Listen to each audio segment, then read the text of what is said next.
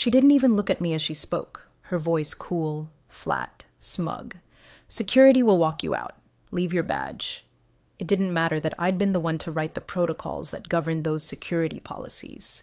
Didn't matter that half the firm's regulatory filings listed me by name under continuity liaison.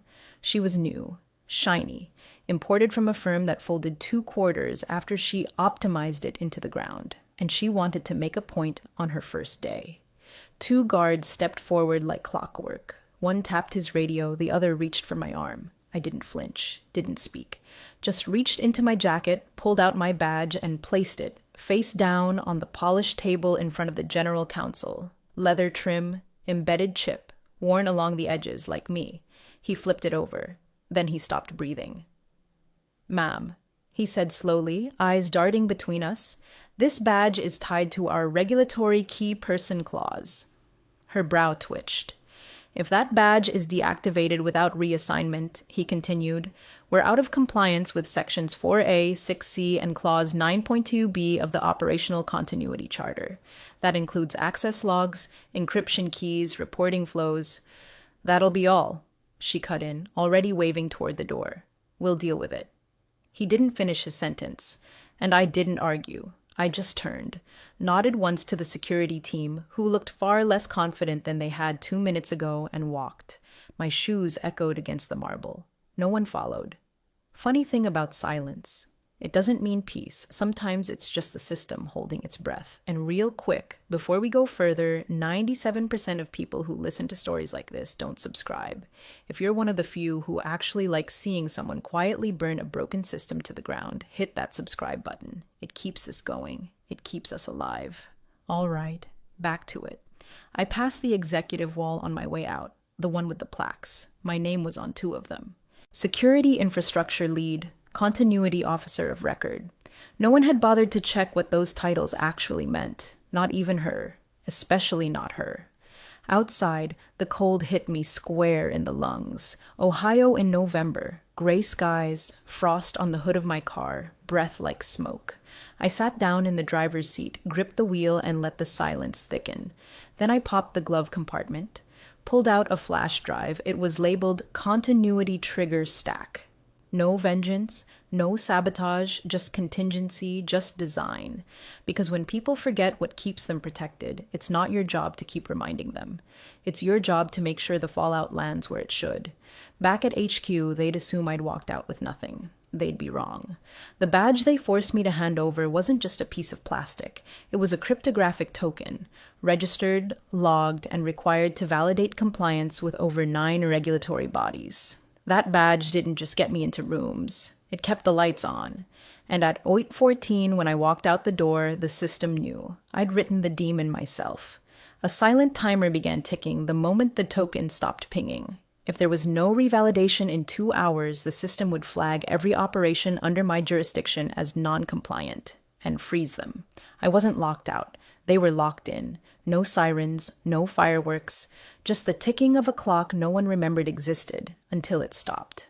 2 hours. Tick, tock. She thought the badge was just a formality, a form of closure, maybe. Something symbolic to punctuate her little power play, like snatching the crown off the chess queen after tipping the king. She had no idea it was the single point of validation for 6 federal continuity agreements and 11 internal system triggers. She saw plastic. The system saw proof of life. And when that proof vanished from the access logs at 8:14, it didn't just log a departure. It flagged a break in the chain of custodial authorization. One the FCC, FEARC, and every other oversight body requires for active operation across networked infrastructure. If you've never read what a regulatory continuity failure looks like in machine code, it starts with a soft ping, then a missing certificate, then a heartbeat lost in a cold mechanical ocean. She didn't know that, but I did, because I'm the one who'd built it. 4 years ago, after a near violation during an acquisition integration, I drafted the firm's continuity enforcement protocol. Took me 3 months and 3 internal fights with IT, legal, and a finance VP who later left when a data pipeline he'd overridden led to a 7-figure fine. The board never asked who caught it, They just checked the mitigated box on the audit form and moved on. That's when I stopped explaining. That's when I started documenting. I wasn't loud, never had been, but I watched everything. Every line of policy that got streamlined, every system bypassed for the sake of efficiency, every time someone forwarded credentials through Slack or rolled out a vendor tool without clearance. I didn't lecture, I didn't argue, I archived. The folder lived on a private drive, mirrored in encrypted storage, continuity trigger stack. Inside it, snapshots of credential logs, offboarding policy redlines, token registry charts, and one document no one else had access to, regulatory token binding, employee ID 00417. That was me. And that document was the reason the badge couldn't just be reissued like a parking pass. It was a cryptographic key linked to a living human attestation, mine, approved by regulatory bodies, notarized by external counsel, and hard-coded into our operational lifecycle schema. No backup, no override, no copy-paste. They didn't just walk me out. They amputated a limb and expected the system to keep walking. When I left that morning, I wasn't angry, just still. I'd seen this arc before. A new executive with a buzzword resume, a vision board full of Gartner slides, and a fan club of yes men who thought compliance was just red tape for people too slow to move fast and break things. But in our line of work, when you break the wrong thing, you don't get innovation. You get an inquiry, and this time, there'd be no fall guy, no quiet fix behind a locked conference room door, because every protection I'd written was triggered by absence, not action.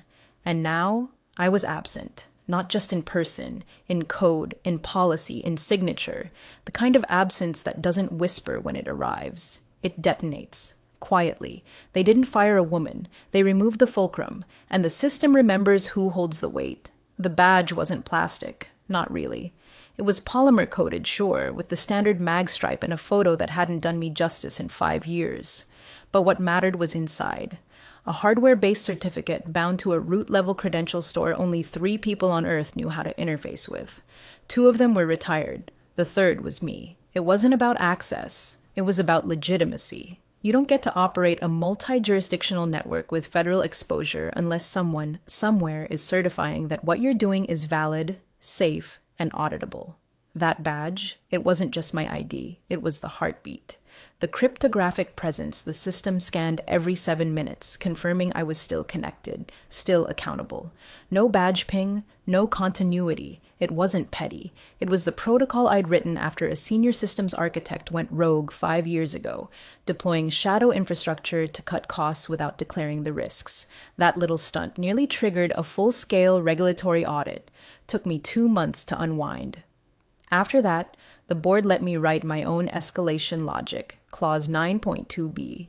Clause 9.2b didn't scream, it didn't alert, it didn't email 17 people and cause chaos. It just watched.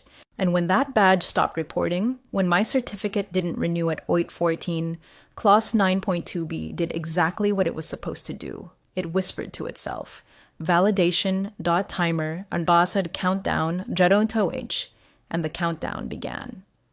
120 minutes, not a second more. If no re-authentication occurred in that window, no backup token, no signed override, no recorded credential handoff, the system would quietly, thoroughly classify every live process under my oversight as operationally invalid. And then, lockdown. Not a brute force kill switch, not a crash, a legally defined pause, the kind that makes entire executive teams start flipping through policy binders they never knew existed. As I crossed the parking lot, I felt no rush. I knew what would trigger, knew the sync demons would stall, that the key vault access would queue once, then fail silently, that the control plane's heartbeat would flatline against a wall of authorization not verified prompts. This wasn't sabotage. This was infrastructure. By the time I merged onto I-71, the first internal queries would already be bouncing. The badge registry wouldn't respond. The token authority would fail to handshake. And the backup escrow wouldn't activate, because that too required dual auth, and she'd never bothered to get designated. In the passenger seat beside me sat a printed memo. From legal. I'd kept it all these years. Continuity of operations requires active key person presence per clause 9.2b. In absence of such presence, systems shall revert to escrow state. Escrow state, where everything freezes, where access is no longer about credentials, but consent. Mine.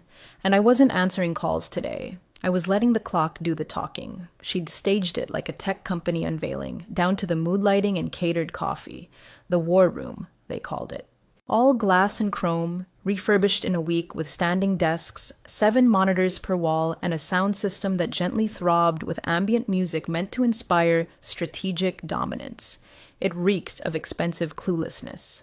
"This is the future," she announced, one heel planted on a step-up platform they'd installed just for optics. Her blouse matched the firm's rebranded color palette. Someone clapped. The COO followed. The new Chief Strategy Officer, imported from a startup that cratered after Series B, smiled like he'd just been given the keys to NASA. She gestured toward the mirrored dashboards, all glowing with real-time data visualizations piped in from systems she clearly didn't understand. Arrows pointed up. Risk scores glowed green. Somewhere, a visualization labeled Innovation Velocity scrolled a meaningless number in bold Helvetica. "Full spectrum alignment is our mandate," she beamed. "We've transitioned, and we're not looking back." A consultant, young but not dumb, raised his hand. "Have the regulatory syncs been revalidated?" The room shifted slightly, not much, just enough to register the unfamiliar word. She turned to the legal team. They glanced at one another, shrugged, and said, "Should be automated, right?" She smiled. "It's handled." It wasn't.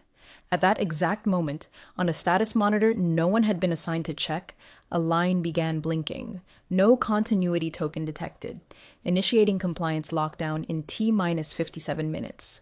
The system didn't yell. It didn't block access. It didn't shut anything off. It just began the quiet ceremony of winding down. First, the sync daemon cascaded alerts down the pipeline, not loud, just persistent. Internal reporting queues paused for secondary validation. Data timestamping entered pending reauthorization state. External compliance logs began flagging anomalies. Clause 9.2b was stretching its fingers. In the far right corner of the main display wall, a small box flickered yellow. A label under it read, "Authority Revalidation Pending." It blinked once every 10 seconds. No one noticed. I designed it that way. If you build a system that screams when it's failing, executives look for who's yelling. But if it just blinks, quietly, unnoticed, they keep clapping. Keep sipping their espresso. Keep thinking they've conquered something permanent. And that's when the system begins reclaiming its control. I imagined the consultant staring at the blinking box, saying nothing, for now. He'd Google clause 9.2b later. Realize what it meant. Do the math. Panic privately. In 57 minutes, the platform would start handing control to escrow routines. In 54, the logging API would stall. In 46, the dashboard metrics would start flattening. But for now, applause, selfies, backpats, and projections. I've seen this movie before. Same smug script, different cast. The new lead always thinks they've rewritten the narrative, that they're finally unshackling the company from its legacy. And always they forget that legacies don't vanish. They go dormant. Until a blinking yellow box reminds you who set the rules you just tried to skip. 10 minutes left. No sirens, no warning bells. Just the last thread quietly fraying in a system built to fail gently but definitively. The Secure Operations Gateway, our most locked down internal relay, sent out its final handshake request to the badge token registry. It waited. 3 seconds. Then printed a single line. Token authentication, null. Retrying, failed.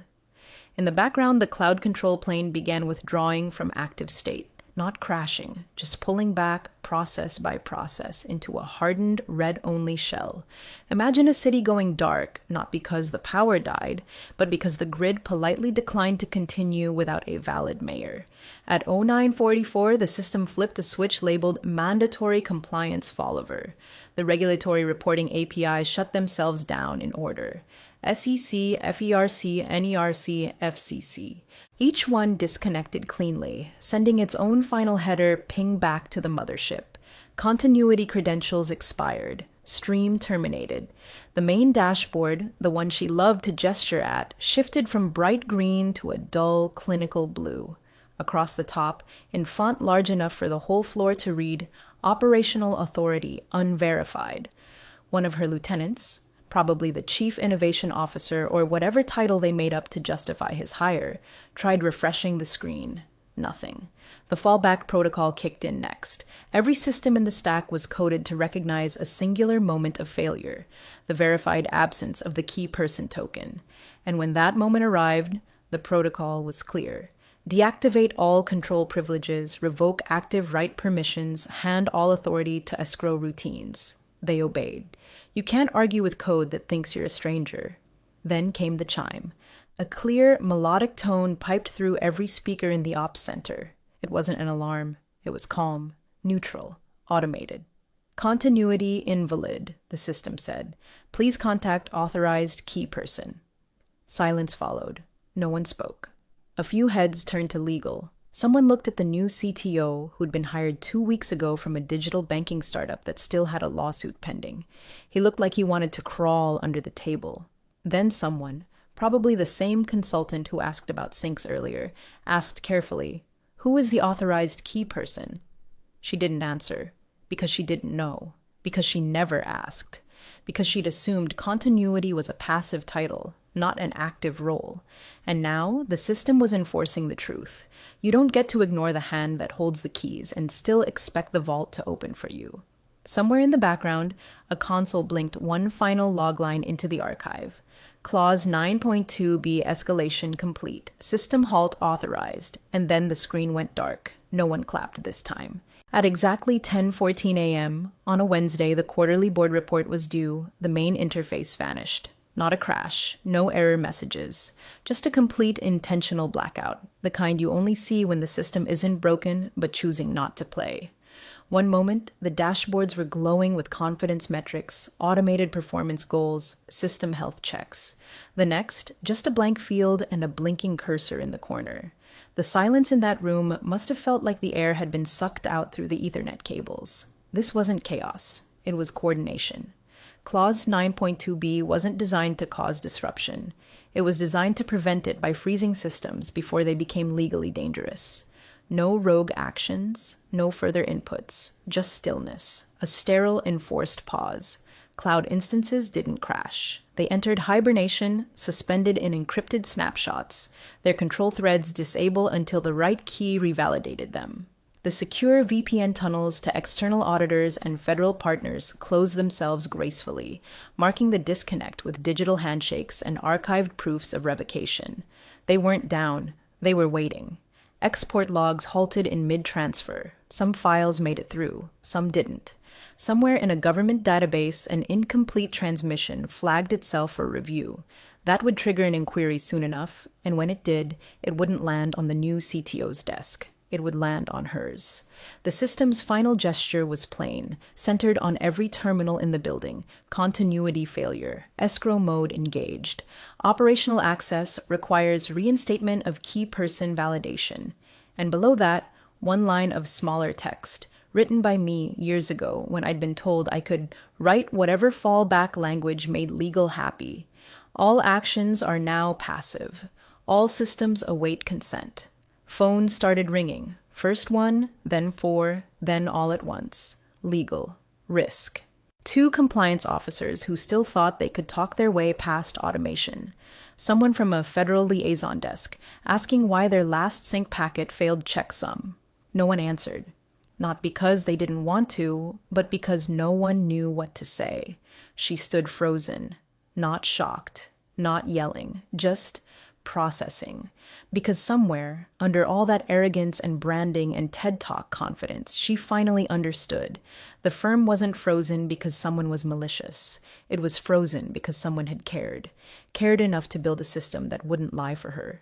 The compliance vault, where all override credentials were housed, now showed a red status light. Normally, green. Always green. But now?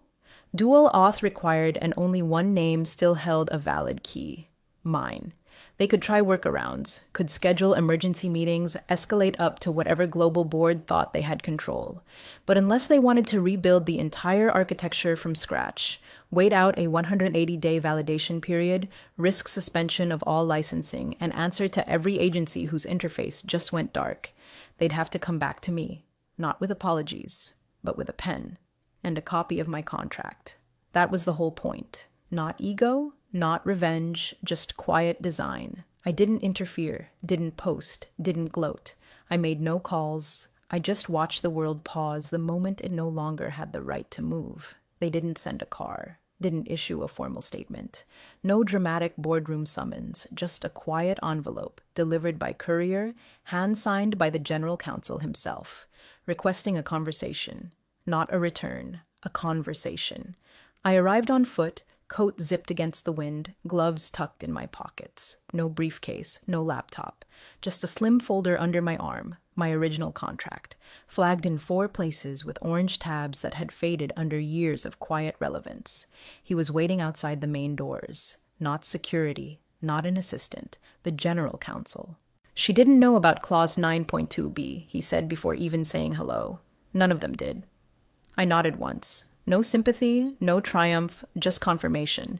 It wasn't her ignorance that mattered. It was the system's memory. We walked in together, quietly. The halls were hushed, like the building itself had stopped breathing. Half the monitors still showed the same message. Escrow mode active. Authority revalidation required. No one met my eyes. That was fine. I wasn't there to gloat. Just to finish what I'd written years ago when everyone said no one would ever read those clauses.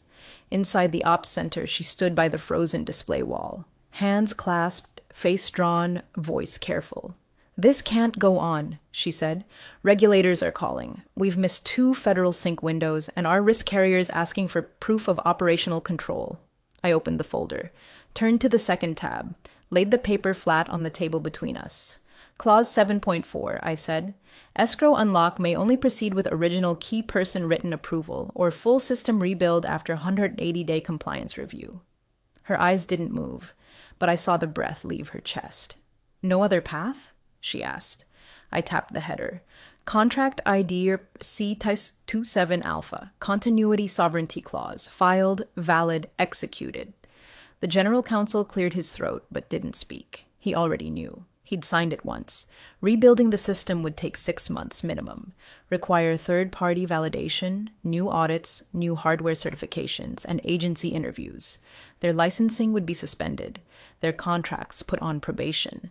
The market would smell blood before the rebuild even started.